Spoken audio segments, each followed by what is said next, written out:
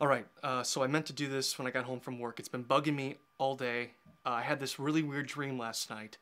I was walking into work, and Hope was walking beside me, and we were talking, and I had my hands full of all the stuff that I own. When suddenly my stuff let out like this sounding squeal, and I looked down, and there it is. It's just a baby. And next, I was walking in the middle of a scorching desert all alone, and the baby was gone, but I could hear it was crying, crying way off in the distance, and I knew I needed to find it, but I kept running into all these kind of strange obstacles, a river, a herd of buffalo, in the desert, and a polka-dotted freight train.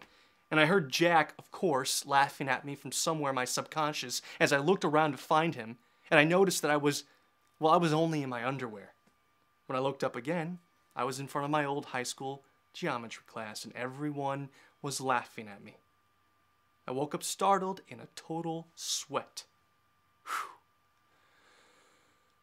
What was that about? It bothered me all day today, so I decided to ask Anya about it. She's this hippie girl at work who's all about drinking her teas and her yoga and anything mystical and flow, whatever that is. And I decided to, put pride in the line. I just told her everything. I shared the dream with her, and she listened intently, and then she rattled off like a steady conviction of her own interpretation. And I was so into it, and I wish I would have recorded everything she said. And all I could remember for sure is that she said that the baby was unmistakable representation of my inner child, which I must have lost during some traumatic event in high school or at the zoo. It's pretty interesting. Yeah. Well, at the tail end of Anya's quote-unquote reading, Hope walked by, and she waited until Anya was finished, and then she just walked away. She asked me, "Had a strange dream?" And I told her, yeah. And blushing and answering her question made her privy to all the dream's detail. And I would say her answer was unexpected. She said that lots of people in the Bible had all these really strange dreams, kind of like mine last night, but usually they awoke understanding what they meant.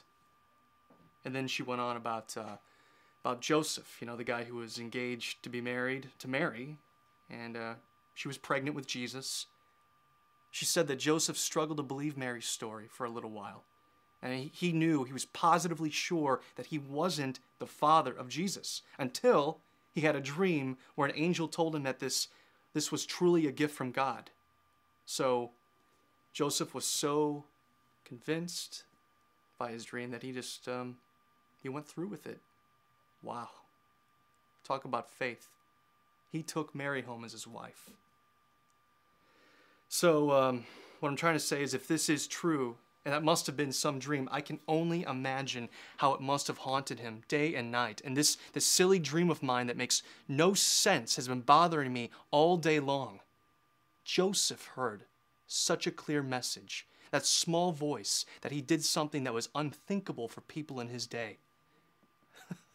That is some dream, man.